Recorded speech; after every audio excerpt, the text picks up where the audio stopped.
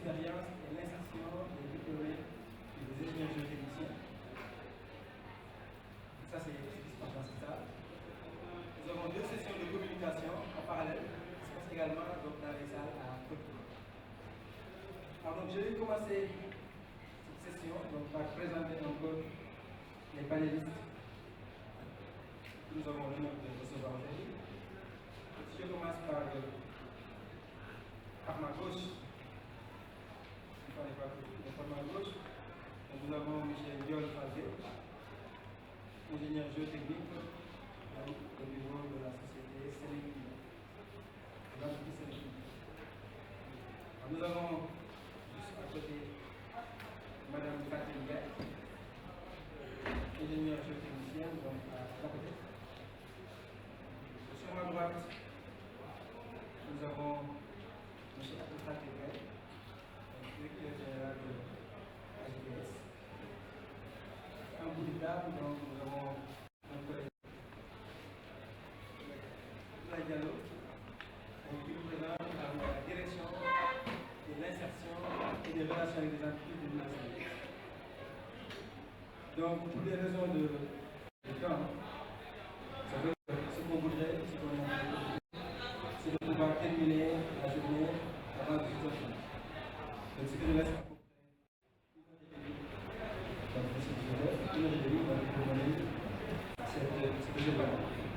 alors, étant donné que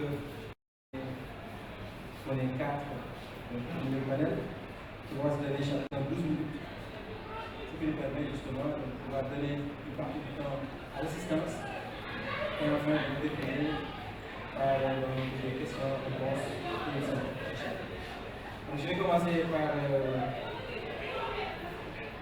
ma gauche, comme on est en français, donc même si dans la religion, il faut commencer par je vais commencer par ma gauche.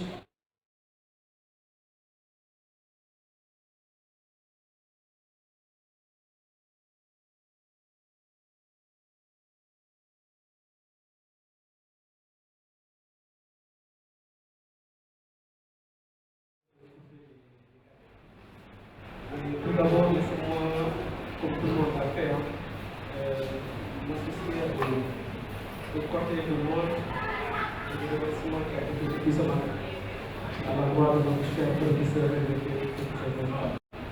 Je pense que je ne dirai pas plus que ce que les intervenants ont dit.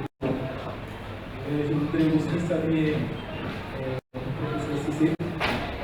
Pourquoi le saluer? Parce que, en fait, quand on a mis en place le RIC, il faut donner le voir. L'idée c'était quoi? L'idée c'était de trouver un cadre qui pourra rassembler les promos sortants. Je pense que tout au début, on en était à promo 2, promo 3 et promo 4, si je m'en souviens. Donc quand on parle de promo ici à l'UFR, je fais allusion à l'année où on est entré à l'UFR. Je pense que les premières promotions sont 2010-2011.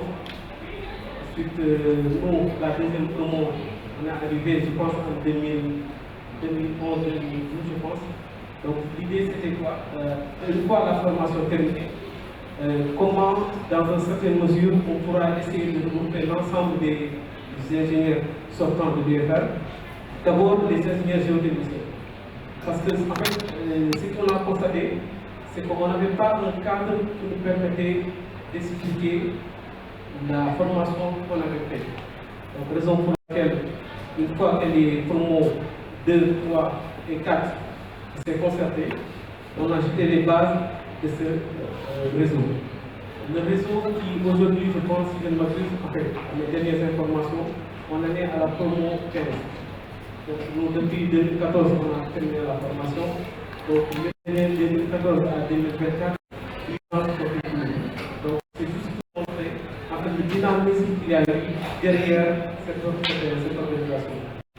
Quand on a rencontré le professeur Cissé, qui nous a aiguillonné et qui nous a mis en place tout un assemblage d'idées qui nous permettait de nous regrouper en une entité. Aujourd'hui, si on en est là à organiser des sessions, à organiser des conférences, je pense qu'il faudra rendre le mérite également à l'UFR. Parce comme on dit en Wolof, têter le nerf yaay. Les premiers pas d'un bébé vont à l'endroit de la mère.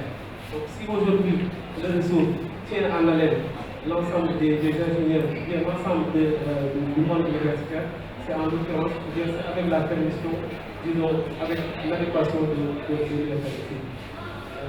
Pour parler un peu d'insertion, concernant les ingénieurs géotechniques, d'une part, ce qu'on pourra dire, c'est que le métier d'ingénieur géotechnicien comporte plusieurs volets.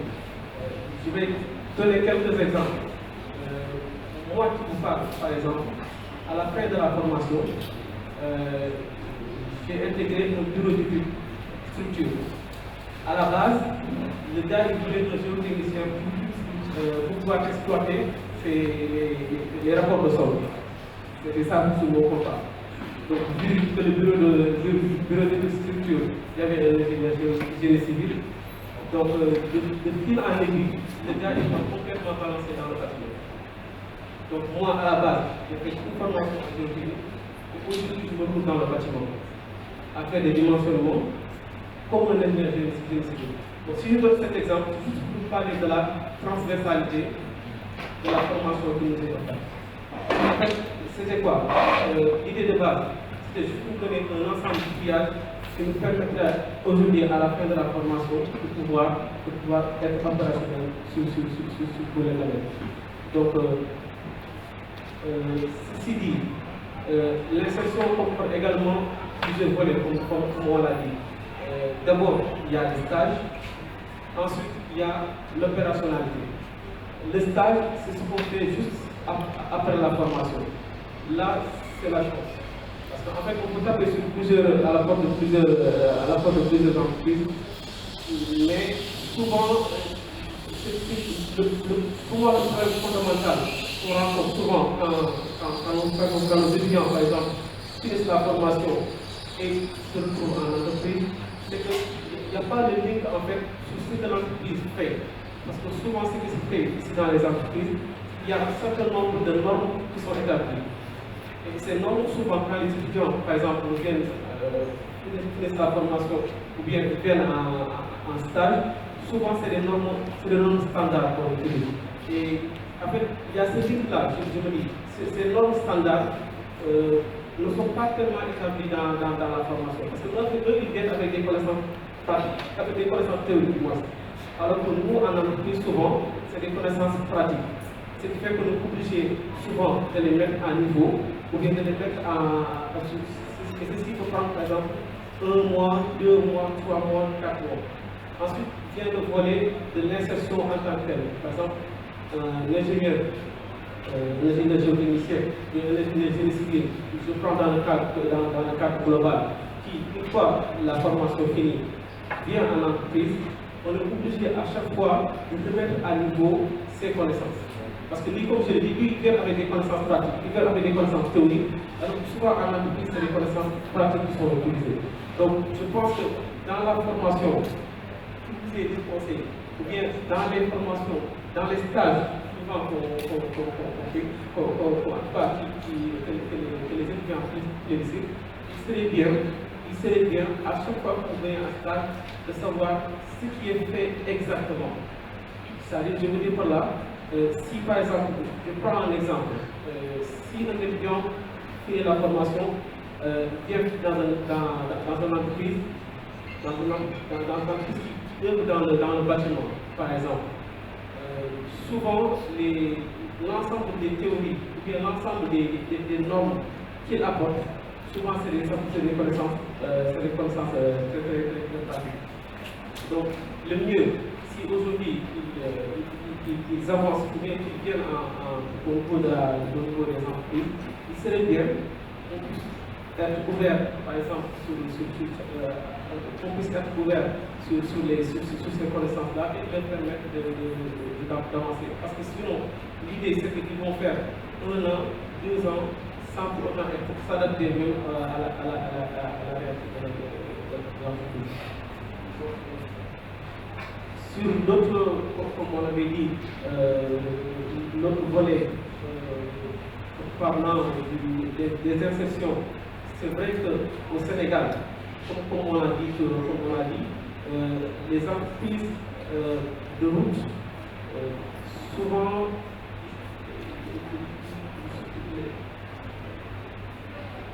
demandent des années d'expérience. Et ça, il faudrait qu'on puisse voir. Parce que quand les entreprises lancent des fiches de poste et qu'ils présentent et qu'ils disent 10 ans d'expérience, souvent ça pose problème. Parce qu'un étudiant qui fait sa formation, qui vient pour faire des stages, sur les fiches de poste, on lui dit 10 ans d'expérience, je pense que c'est très compliqué. Donc il faudrait qu'on puisse voir comment on doit essayer de résoudre ça. Il n'y a pas de choses de romancer,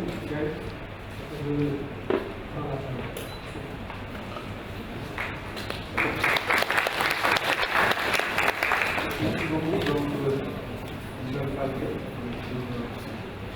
de formation. C'est une expérience personnelle.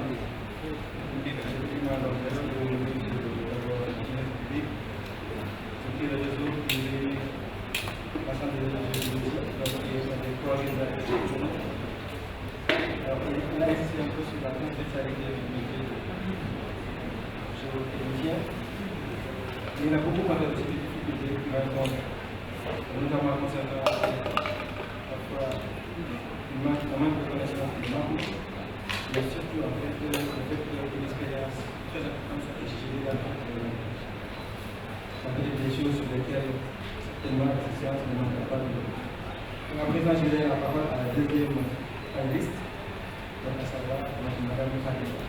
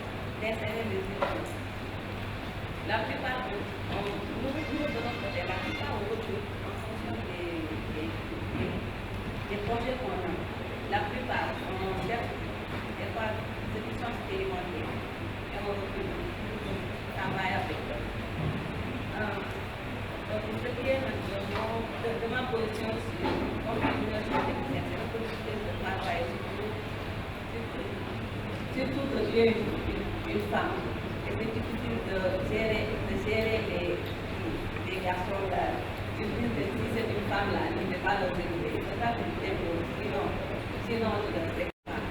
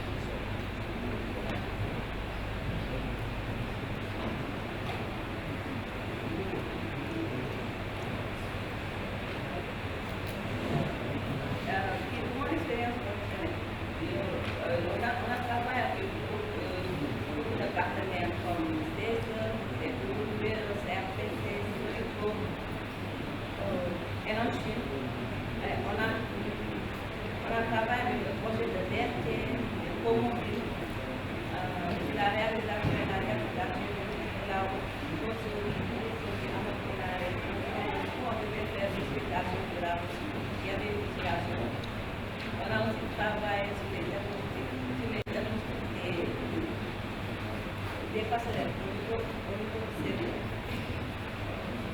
Moi, dans mon côté, le volume de projets, des bâtiments, construction de bâtiments, réalisation des châteaux.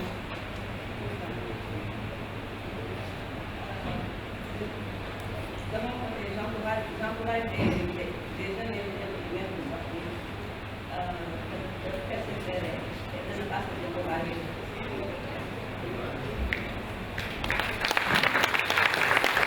Merci beaucoup, Fatih, pour ce message généreux. Ça m'a fallu tout son parcours et puis sa présence, par son stage, son réception avec le niveau de la vie et la qualité. Alors, monsieur le ministre, il a raconté en tant que femme dans un monde effectivement qui est assez masculin. Même si l'expérience montre que les femmes sont plus brillantes que les. En tout cas, c'est l'expérience qu'on a aujourd'hui. L'université, entre la première et la troisième place, on a des femmes, très souvent. C'est à partir de la quatrième que les personnes. Allô? Voilà, merci. Donc, merci beaucoup. Donc, Fatih est revenu un peu sur son expérience en tant que femme. Alors, qui fait que, comme on est dans un milieu assez masculin, donc elle dit que ça a été important quand même de se poser. Pour que malgré en fait, le fait qu'elle soit une femme, qu'elle soit prise plutôt pour ses connaissances. Et ça, en fait, donc c'est quelque chose qu'elle a tenu quand même à partager. Et aussi de revenir sur la diversité un peu des dossiers sur lesquels elle a intervenu en tant que géotechnicien. En tout cas, merci beaucoup. Et je pense que tous ceux qui sont en situation d'insertion sont en train de prendre note afin de pouvoir capitaliser cette expérience et de partager avec nous. Donc, à présent, je vais donner la parole à Abdou Khalid Gaye, qui est le directeur général de AGTS. Merci, professeur. Je m'appelle Abdou Khalid, je suis de l'AGTS. Moi, à la base, je suis un ingénieur en génie civil.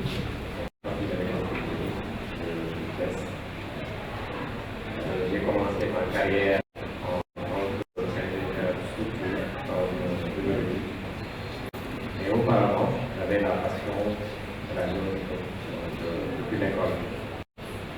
J'ai fait mon fin d'études en géotechnique avec mon professeur de Cissé, que je salue de passage. C'est après, à la force des choses qui viennent par chance, que j'ai intégré au bureau de géotechnique et rejoindre ma passion. Maintenant, pour parler un peu de l'insertion géotechnique, si je peux me permettre de séparer en fait la géotechnique en géotechnique militaire et en géotechnique d'usage, il y a plus de 10 ans, la géotechnique d'usage au Sénégal n'était pas très développée comme l'est maintenant. On avait toujours des géotechniciens qui travaillaient dans les routes et très longtemps. Voilà. Donc, avec la mise en place d'un département qui forme des géotechniciens, même en France, il n'y avait pas une formation spécifique en géotechnique. Peut-être récemment, mais c'était des ingénieurs, des génie civil, il y avait des modules à l'intérieur qui vous permettent de faire géotechnique et après, avec l'expérience acquise dans le terrain, etc., vous êtes devenu géotechnicien. Ou bien, c'est des ingénieurs géologues, après, qui deviennent géotechniciens.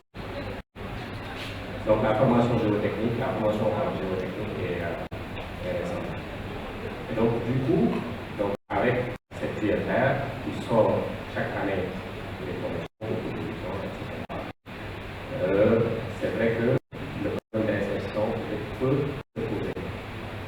Mais en fait, en réalité, ça ne devrait pas se poser, à mon avis, je pense. Si on connaît très bien le métier. Peut-être en tant que géotechnicien, nous, on connaît tous les aspects du métier. Mais notre défi, c'est quoi? Notre défi, c'est de comprendre l'appréhension que les autres ont du métier de la géométrie.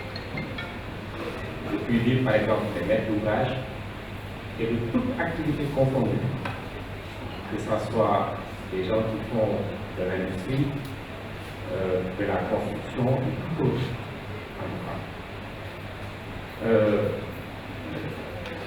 J'ai l'habitude de dire que la géométrie est même plus, en certains cas, plus complexe, plus passionnante même que l'ingénierie de structure.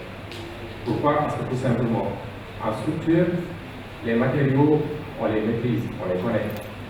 Et le béton, on connaît les caractéristiques.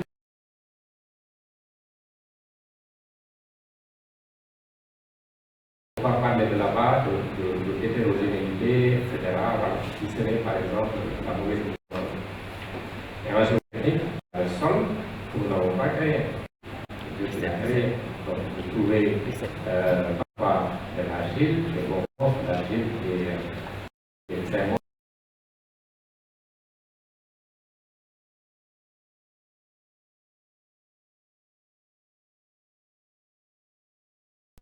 Des problèmes très complexes.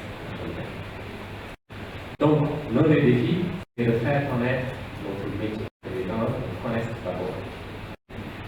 Et pour ça, le premier pas, c'est ça, c'est avoir un réseau de professionnels solides.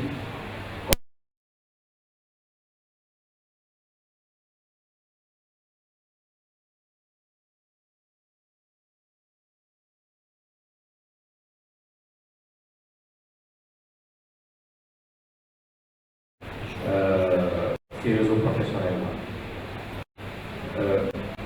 Donc, après cela, au sein de ces réseaux, également, avoir des comités pour vulgariser l'ingénierie géotechnique auprès des maîtres d'œuvre, auprès de l'ingénierie généraliste, auprès de certains ouvrages.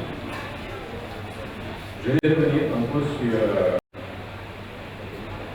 les domaines où l'ingénieur géotechnicien travaille. Parce que quand les gens sortent, le plus souvent, je pense qu'ils doivent aller en bureau d'études, l'ingénierie géotechnique, la GTS, les autres géotechniques, ou bien d'aller en entreprise, qui fait les routes, etc., pour suivre les projets, ou bien les entreprises qui ont des laboratoires au sein de leur entreprise. Alors que ça fait plus large que ça, beaucoup plus large que ça. Et je vais venir par des retours d'expérience sur des projets, sur certains projets.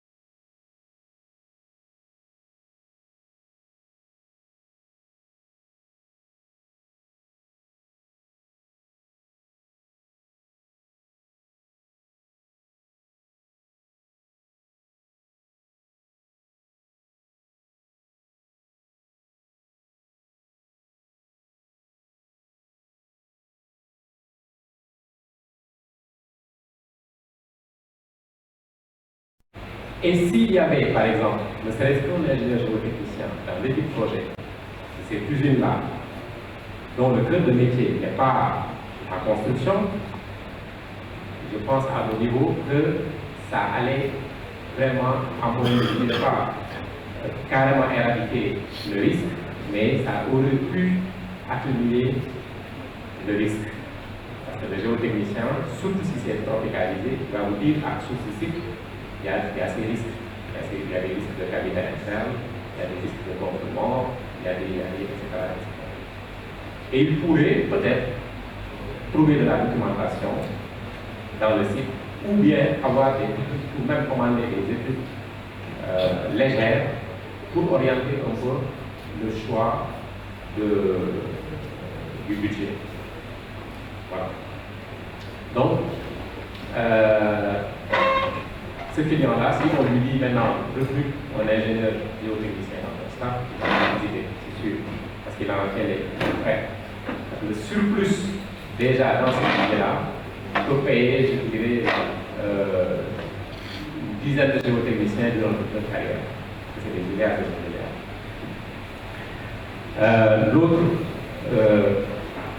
L'autre expérience, c'est dans ce même sillage. C'était aussi une entreprise, cette fois-ci, qui est spécialisée aussi dans les ponts, c'était en Côte d'Ivoire, qui faisait des eaux spontanées aux États. Et sur un ouvrage, un petit pont, je dirais un petit pont, voilà, c'est un petit pont quand vous le regardez de visu, qui devait désenclaver au village. Donc, ils savent que, bon, puisqu'il y a la rivière et autres, il y a des risques d'avoir des vases, etc. Bon, ils vont aller sur fondation profonde, et puis à l'époque, voilà, ils font le prix, et puis ils font la proposition. Mais malheureusement, ou heureusement, c'est aller plus complexe que ça. Ce n'était pas seulement d'avoir des fondations profondes. Parce qu'en réalité, là où il devait traverser, il devait y avoir des remblais sur des sols compressibles de plus de 300 mètres. Et si on suit une consolidation classique naturelle de terres agricoles, on allait attendre vers 137 ans pour pouvoir construire, ce qui n'est pas possible. Donc du coup, il fallait trouver des solutions pour pouvoir construire. Et le pont n'était pas très fréquenté, par exemple. Donc, ils ont eu à faire les études géotechniques que quand ils ont eu le projet. Voilà. Donc, au moment de mettre les engins de chantier, etc., les sondages étaient en cours, etc. Et quand le rapport est sorti, c'est la même chose. Tout le monde tape sur le géotechnicien. On te compte de partout, les gens crient de partout, mais toi, voilà, qu'est-ce que tu fais? Ça, c'est un petit pont. Il n'y a même pas, voilà, il n'y a même pas de 3 voitures par jour. Voilà. Alors qu'ils avaient des remblais qui sont très élevés, de 6 mètres, sur des bases de 25 mètres. Et donc, pour pouvoir construire immédiatement, il fallait trouver des solutions. Soit vous accélérez la consolidation, en mettant par exemple des inclusions souples, une colonne d'adaptation. Et ça aussi, il faut avoir du temps pour que ça se consolide, pour que vous puissiez mettre vos fondations profondes. Parce que vos fondations profondes, ok, tu as dit que j'ai des vases, pour neutraliser les frottements jusqu'à une certaine profondeur. Après, vous ancrez sur un sol plus dur. Mais après, le remblai d'accès va faire fluer la base qui va taper sur tous les pieds, ce qu'on appelle les efforts parasites. Et ça, c'est des choses que les géotechniciens connaissent, voilà, qui ne sont pas trop compliquées pour lui, ils le savent. Il aurait pu, s'il était dans l'équipe, par exemple, déterminer ce risque-là et alerter sur ce risque. Finalement, la solution, c'était des inclusions rigides. Le maillage de mètres, c'est comme des tuyaux, qu'on appelle les inclusions, c'est des tuyaux de diamètre 400. On met jusqu'à 30 mètres et ils en avaient plus de 400. Vous voyez? Donc, le problème de confiance d'avenir, l'entreprise, l'État, les partenaires, qu'est-ce qui se passe, etc. Et vous, pourtant, vous êtes sachant, voilà, voyez un peu. Donc, du coup, finalement, bon, je pense que le projet est en train d'être fait, ils ont commencé, mais ce n'est pas l'entreprise qui l'a fait. C'est finalement une autre entreprise. Voilà. L'autre aussi, c'est également quel géotechnicien aussi il faut peut-être faire. Parce qu'il y a plusieurs parties, comme je dis, il y a des gens, en fait, de toute façon, dans tous les cas, dans toutes les disciplines, actuellement, on est à l'avènement de la spécialisation, de la micro-spécialisation, d'ailleurs, dans les domaines. C'est vague. Il y a des gens qui font des routes, des routières, comme je l'ai dit tout à l'heure, des gens qui font de l'ouvrage, des gens qui sont plus spécialisés, par exemple, dans les ouvrages portuaires, comme les murs de quai et autres, d'autres dans les problématiques de pont, etc. Il y a aussi des géotechniciens qui sont plus spécialisés dans les prélèvements in situ. Je parle des sondages. Nous, par exemple, le plus souvent, surtout dans la formation, on est très théorique. C'est vrai, on fait de la pratique, mais toujours dans l'étude. Mais dans le prélèvement des échantillons, je parle par exemple de carottage, d'essai in situ, par exemple de PSU, de CPT, etc. Le plus souvent, le géotechnicien, il le fait, il le suit qu'en entreprise. Dans certains pays, il y a des géotechniciens qui ne sont spécialisés pratiquement que ça. Ils font pratiquement que ça. Et c'est important, hyper important, parce que tout ce qu'on fait en théorie, tout ce qu'on étudie et qu'on n'est pas les bons paramètres, on passe à côté. Complètement. D'ailleurs, quand vous regardez certains projets qui se passent même ici au Sénégal, mais en sous-région ou ailleurs, certains grands projets, quand les maîtres d'œuvre, les grands maîtres d'œuvre, ou bien les entreprises, les groupes d'ingénierie géotechnique ont en charge de l'étude de ces projets, ils envoient leurs géotechniciens suivre les investigations qu'ils suivent. Comment on prend les échantillons? C'est quoi une machine de sondage géotechnique? Quelles sont ses composantes? Quels sont les outils qui doivent prendre les échantillons suivant différents types de sols? Si j'ai une roche, si j'ai de la base, est-ce que je peux prélever de la base pour faire des essais géotechniques, au laboratoire? Quels sont les types d'essais que je peux faire avec tel échantillon que j'ai prélevé, avec quel outil? Quand on parle de carotier à parois minces, de type Shelby, etc., le transport des échantillons, est-ce qu'on doit les transporter verticalement ou horizontalement comme on le voit tous, par exemple dans les caisses, etc. Tout ça, ce sont des paramètres qui impactent sur l'étude. Et donc la dernière peut-être expérience, c'était un peu ça, c'était une cimenterie également, de s'implantée quelque part en Afrique de l'Ouest, pas au Sénégal. Ils ont en leur sein des géotechniciens, mais qui étaient plus côté investigation initiale, comment prélever des échantillons.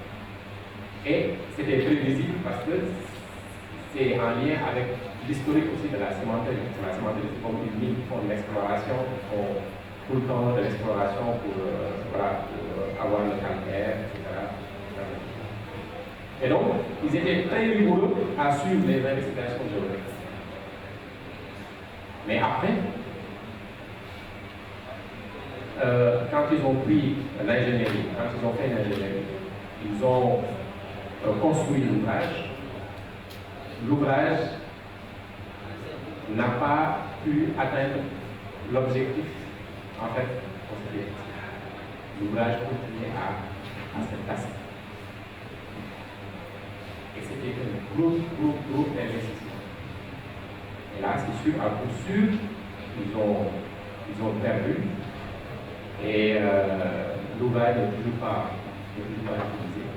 Et ça continue d'être également, ça continue de tasser. Voilà. Donc, ces genres de choses, les faire connaître aux constructeurs, aux maîtres d'ouvrage, peut diversifier également les points de chute, je dirais, ou bien là où les géotechniciens peuvent intervenir. Je dirais qu'ils peuvent intervenir partout. Je citerai par exemple au niveau des autorités portuaires, vous savez, nos ports datent de très longtemps, parfois depuis l'époque coloniale. Il y a des ouvrages qui sont construits, des murs de quai, soit en bloc de béton en ciment, ou bien en niveau de toilement, ou bien sur les brises larges, etc. Ça, c'est des ouvrages géotechniques également. L'autorité portuaire a l'obligation de gérer le patrimoine portuaire, notamment ces ouvrages-là, mais aussi aux concessionnaires qui viennent prendre, par exemple, un quai. Ouais. Et ce sont des ouvrages géotechniques. Donc, des inspections régulières doivent être faites sur ces ouvrages, ou bien la projection de nouveaux ouvrages. Je trouve que ces administrations également doivent contribuer à leur sein des géotechniques. Parfois, ces ouvrages sont très coûteux.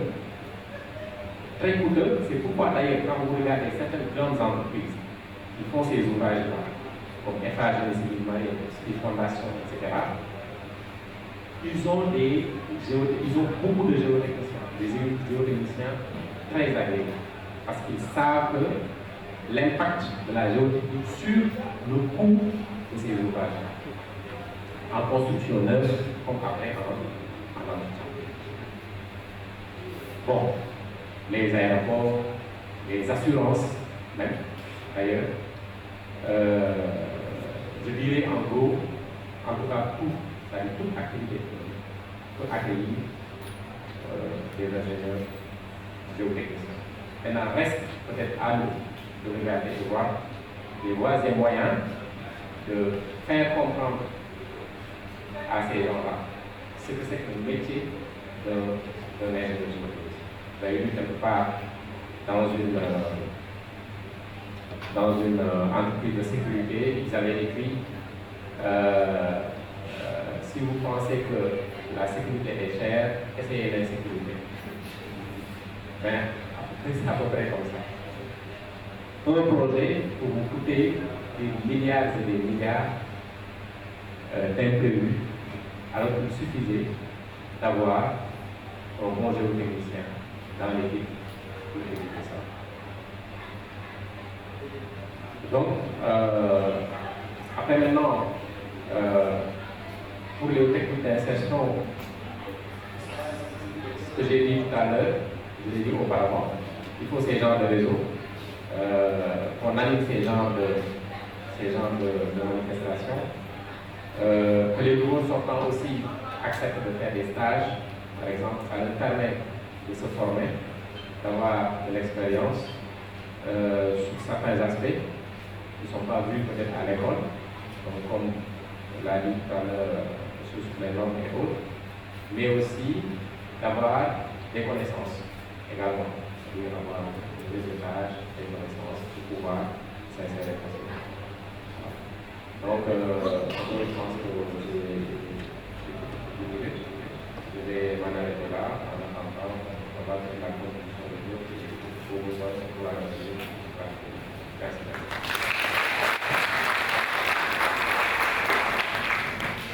Merci beaucoup, donc, cher Khaled Bey, pour cette intervention très pertinente, très intéressante, et même très passionnante. Alors, effectivement, je pense que l'assistance, notamment dans ceux qui sont en position de recherche d'emploi, donc bien pilote, et de toute façon, on aura l'occasion de revenir par des questions ou des commentaires à la suite donc, du premier passage de l'analyste. Je profite pour saluer la présence de M. Lai, Dr. Lai, donc merci de vous. Donc, à présent, je vais donner la parole donc, à M.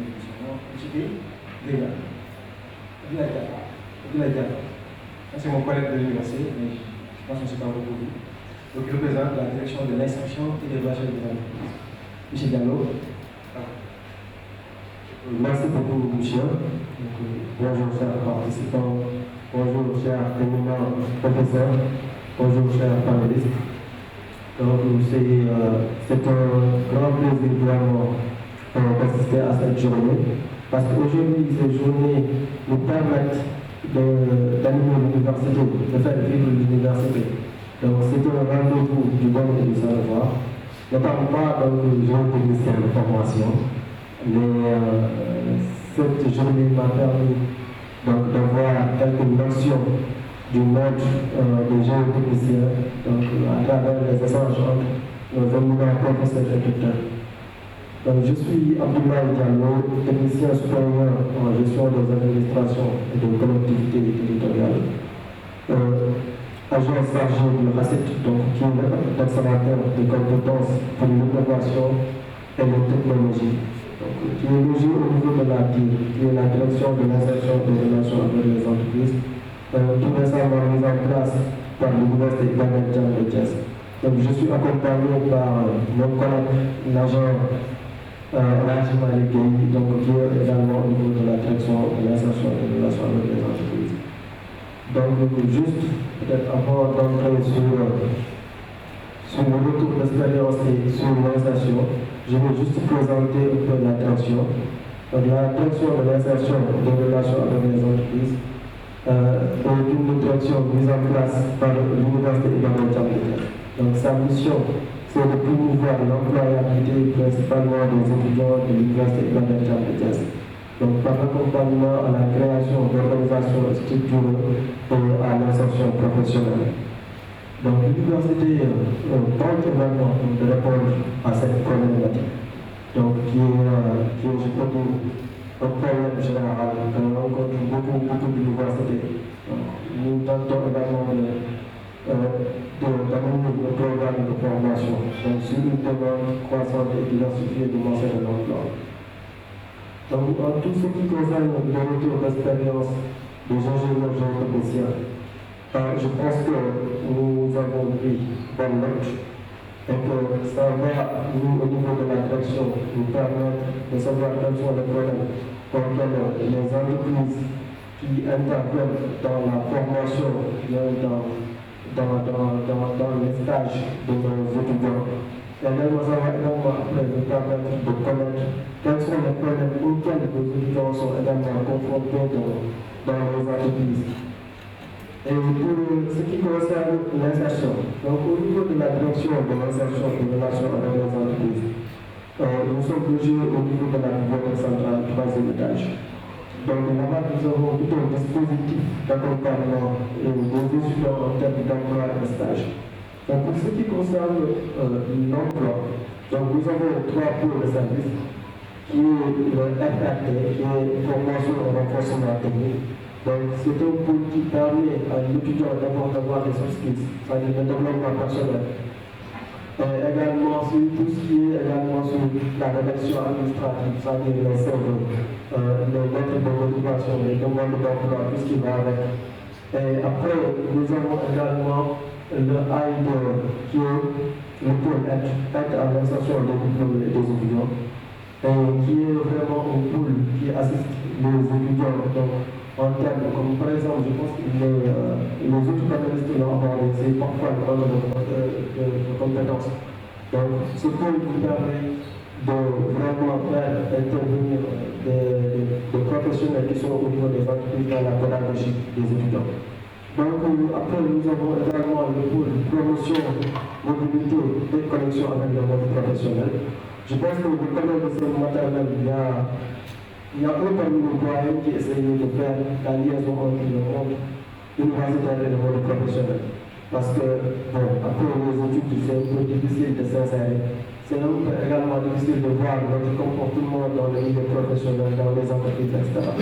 Parce que aussi en matière de recrutement, le recruteur se base sur un mot qu'on appelle le savoir. Et ce mot se décompose en 4 parties, qui est le savoir, donc c'est une connaissance, et que ça c'est l'école qui donne. Donc c'est l'école qui donne ces savoirs théoriques qui sont les connaissances. Mais à part ça également, il y a le savoir-faire qui est les compétences. Ça veut dire c'est la pratique. Ça, l'école ne donne pas forcément. Même si parfois on organise des DB, etc. Mais parfois il y a certaines formations, il y a certaines choses qui ne donnent pas parfois. Donc il y a également le savoir-être, c'est-à-dire le bon comportement à avoir en entreprise, parce que vous conviendrez avec moi que le comportement de l'étudiant dans les salles de classe supérieure, dans le groupe d'études, n'est pas forcément le comportement qu'on doit avoir en entreprise. Il y a également le savoir-vivre, qui est notre relation avec, peut-être si on est dans l'espace universitaire, notre relation avec les étudiants, etc. Et également, donc, il y a le savoir-vivre qu'on doit avoir au sein des entreprises. Et également, nous sommes très actifs, parce que nous avons, dans ce domaine officiel, des activités de la direction de 6 mois passés. Donc, on a eu la présence de beaucoup de structures d'accompagnement, à savoir l'AIF, l'OSAID, les banques, etc., des ingénieurs de là-bas. Et que nous ne cessons également de signer des partenariats, des conventions de partenariat avec ces structures pour, une fois la formation de l'étudiant terminée, qu'il puisse vraiment nous aider dans tout ce qui est stage et insertion. Et même en guise d'exemple, j'ai vu dans les catégories le terre, qui est géré par la SETER, la Société d'exploitation de l'espace national. Donc il a signé tout récemment une convention de stage avec l'Université de Thiès à travers le recteur. Et dans cette même convention, il est dit que les parties s'accordent pour promouvoir l'expertise dans le domaine. Dans les domaines de la géologie, de la géotechnique, de la topographie, de la fiabilité et de l'optimisation des mathématiques, et également la maintenance des systèmes, la sécurité également des ouvrages géotechniques. Donc nous sommes dans cette démarche-là, parce qu'aujourd'hui, je précise que tous ceux qui sont au niveau de la direction de l'insertion et des relations avec les entreprises sont nos ressortissants de cette université. Donc c'est des gens qui connaissent un peu les problèmes liés donc, à la recherche des stages, qui sont également des gens qui connaissent également les problèmes qui sont liés à l'insertion. Donc, et également, en ce qui concerne l'entrepreneuriat, nous avons 7 taux de service. Ça veut dire que là, nous savons que tout le monde ne peut pas se réveiller et être employé quelque part. Là, nous sommes conscients que là, la demande est bien supérieure à l'offre. Les demandes de stage, les demandes d'insertion sont supérieures à l'offre que les entreprises parfois publient. Là, nous poussons également l'étudiant entrepreneur, d'où peut-être la création de la statut de l'étudiant entrepreneur. Là, nous accompagnons l'étudiant qui est porteur d'idées d'entreprise. Là, nous sommes dans une journée des ingénieurs géotechniciens. Peut-être parfois les géotechniciens, il peut se dire que je n'ai pas envie de travailler pour quelqu'un. Je vais donc travailler à mon propre compte. Là, il a d'abord l'idée de projet, il a les compétences, donc pourquoi pas lancer dans l'entrepreneuriat en créant le groupe d'études, ou bien même ensemble avec ses camarades, etc., pour mettre en place ce qu'on appelle des labos d'études, etc.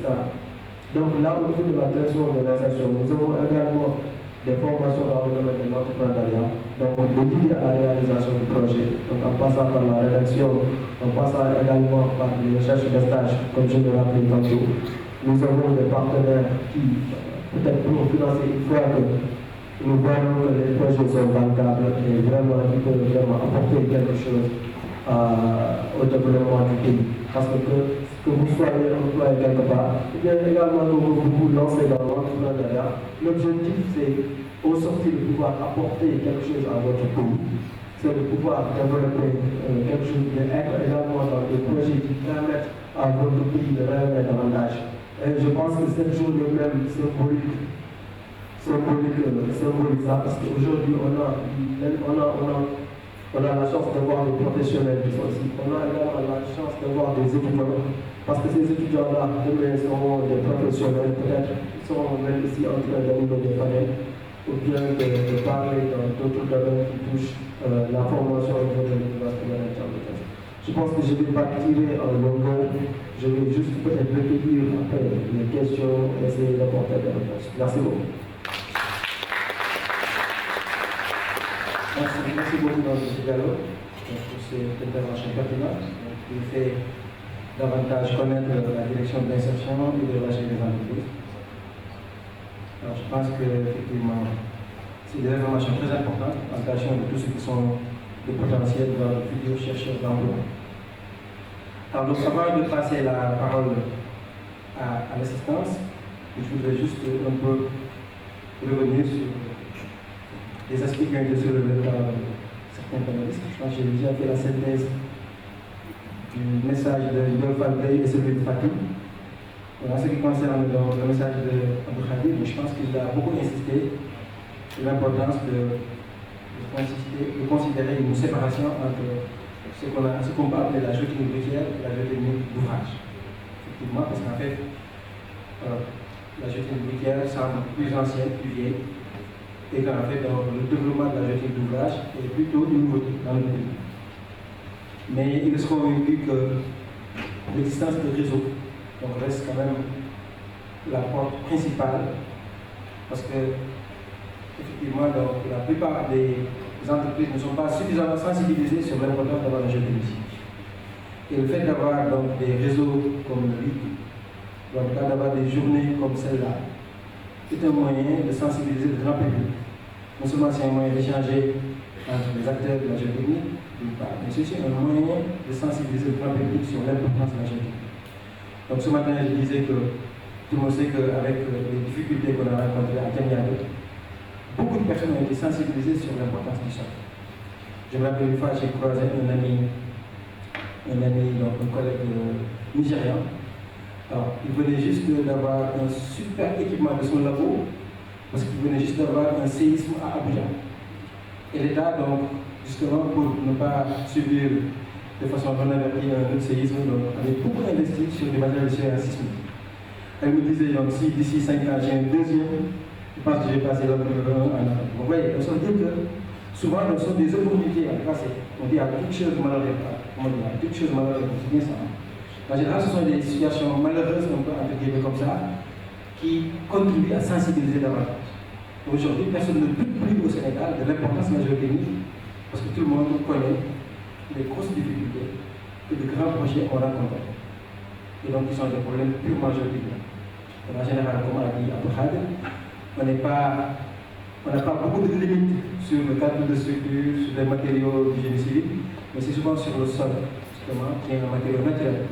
Donc il doit être approché justement de façon naturelle, en tout cas au moins de façon naturelle, pour qu'on puisse trouver des solutions. Ce matin, je pense que dans les panels de ce matin, on a beaucoup parlé du problème de l'hétérogénéité des sols. Parce que souvent, en fait, l'erreur, je ne sais pas si c'est une erreur, mais souvent, le grand biais qu'on a quand on fait une géotechnie, c'est que déjà on commence par un échantillon. C'est vrai qu'on peut être optimiste sur la représentativité de l'échantillon par rapport au terrain. Mais rien ne nous dit qu'en faisant un sondage tous les 150 mètres, que ce qui se passe entre les 150 mètres là, est-ce qu'on le maîtrise?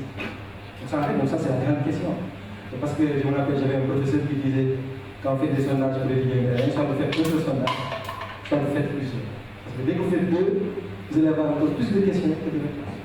Sur deux sondages qui disent des choses différentes. Mais finalement, à qui faire confiance? Vous voyez, donc c'est quand même quelque chose de très important sur lequel il est vachement revenu, avec beaucoup d'expérience, donc sur des projets qui ont capoté, qui n'ont pas fonctionné, juste parce qu'à la conception, on n'est pas encore pris en charge donc, le rôle du géotechnicien. Donc ça montre que donc, on peut être optimiste sur l'avenir de la géotechnie. Alors même si, comme certains sont revenus là-dessus, donc quand on quitte parfois l'université, donc tout dépend de là où on a été. C'est vrai, en fait, notre premier point à l'université, là je prends la parole en tant qu'universitaire, notre premier point à l'université, c'est que soit on vous surspécialise, et en ce moment, on réduit vos chances d'insertion, soit on vous donne plusieurs arcs, comme ça, on augmente vos chances d'insertion, et vous avez une finition à faire une fois que vous êtes en anglais. Je Je pense que ça, c'est peut-être optimisé. On aurait pu former quelqu'un pour AGTS. Et si vous n'avez pas un boulot à AGTS, vous faites quoi? En ce moment, donc, ça pose problème. Donc le rôle de l'université, justement, c'est de rester généraliste, mais de façon volontaire. C'est un peu en fait pour que l'insertion, on garde des chances maximales de s'insérer jusqu'à la dernière minute. Alors, c'est vrai qu'ici, à l'université, l'adéquation, ce qu'on appelle l'adéquation formation-emploi, est un maître mot, parce que les gens sont venus là-dessus. Donc, il faut que la formation puisse répondre à un métier. Très souvent, quand on fait une formation, on commence par regarder les compétences, ce qu'on appelle l'approche par compétences. Donc, quelles sont les compétences requises pour avoir ce métier? Et c'est à partir des compétences qu'on définit les unités d'enseignement, les matières qui vont être développées. Même le volume qui va être développé. Alors, maintenant, le grand problème de l'approche par compétences, c'est qu'au Sénégal, comme on est dans un pays sous-développé, avec un tissu industriel, un tissu entrepreneurial peu développé, c'est normal qu'il n'y ait pas suffisamment de ressources pour tout le monde. Et en ce sens, je pense que M. Diallo est largement revenu sur la question de l'auto-entrepreneuriat, de l'auto-emploi. Donc, essayer, donc, au cas où on ne trouve pas tout de suite quelqu'un qui a besoin de vous, on puisse envisager d'entreprendre. Je connais plein de sortants, plein de jeunes techniciens qui sont dans l'auto-emploi. Vous voyez, c'est pas la même chose. Donc, si vous êtes un salaire, si vous avez une entreprise, je vous assure qu'au début c'est difficile, mais en général, on s'en sort beaucoup plus facilement en tant qu'entrepreneur, en tant qu'employé. Pour ça, en fait, c'est une option sérieuse sur laquelle donc, les gens peuvent se positionner. Alors, à l'EFN aussi, on est très regardant, ça c'est peut-être pas seulement à l'EFN ici, je pense dans toutes les écoles d'ingénieurs, toutes les écoles qui font des formations d'ingénieurs, des établissements. Alors, les gens insistent beaucoup sur l'implication des professionnels. Je sais qu'à l'université, il y a une règle qui dit que quand on a une formation, il faut au moins que 25% des disciplines soient dispensées par des professionnels. Et ça, en fait, c'est une condition à l'université. Alors, je pense même qu'il y a des filières qui dépassent 25%. Donc, pour dire que l'université de Thiès est une université très orientée professionnelle, parce que la première fois que j'ai regardé, sur 100% de nos filières, les 95% étaient purement professionnels. Vous étiez censé avoir un emploi à la diplomation. Même si, donc, comme certains l'ont dit, on va peut-être mettre une petite couche de finition. Alors, je me rappelle une fois, j'ai discuté avec Mapatelu. Alors, il me disait que moi, les ingénieurs que je recrute, les 3 premiers mois, c'est moi qui leur apprends. Mais dès qu'ils ont fini de faire 3 mois, ils me dépassent. C'est ça, en fait, la réalité. La réalité, c'est que vous avez des connaissances théoriques pour lesquelles vous n'avez pas forcément conscience. Et maintenant, c'est le fait de les confronter à une réalité du terrain donc, qui vous permet justement de pouvoir faire le calage, le calibrage, qui vous permet de pouvoir faire opérationnel rapidement. En tout cas, donc, quelque chose de très important, c'est de croire en soi, donc d'être convaincant, donc de montrer, parce que quand l'entrepreneur vous recrutez, il a les mêmes trucs que vous. Hein. Donc vous cherchez un emploi, vous êtes stressé, et vous êtes stressé, est-ce qu'il est en face de la bonne personne? Il se dit, est-ce que celui-là, est-ce que c'est le recrute? Est-ce que c'est lui qui va amener un problème ou est-ce que c'est lui qui va amener des problèmes? Enfin, donc, en fait, d'où l'importance de pouvoir le rassurer. Vous le rassurez donc, par votre attitude, le savoir-être, le savoir-vivre. Vous le rassurez par le savoir-faire que vous avez. Vous le rassurez donc, avec la valeur ajoutée donc, que vous pouvez lui apporter.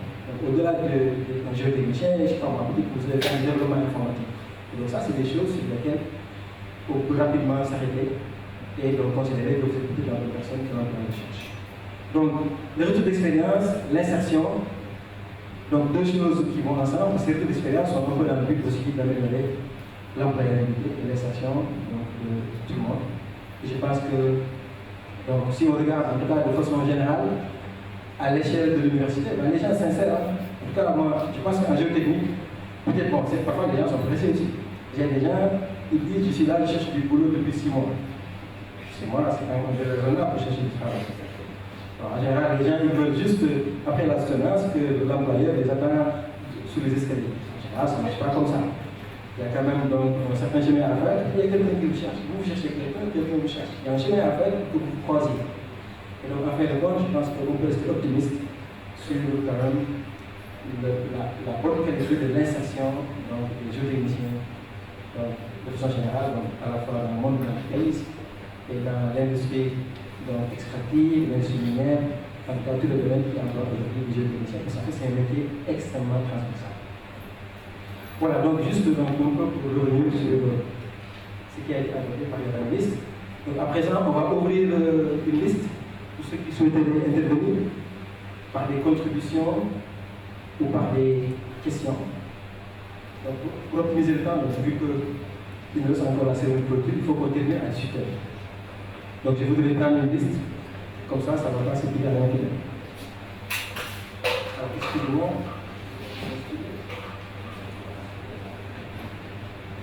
Sur le tableau. Merci. C'est comment le nom? Cheikh Ibrahim Diom. Cheikh Ibrahim Diom. Diom. D'accord.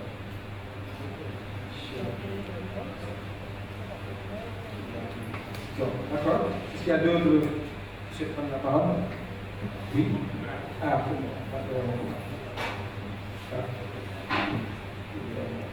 s'il y en a d'autres?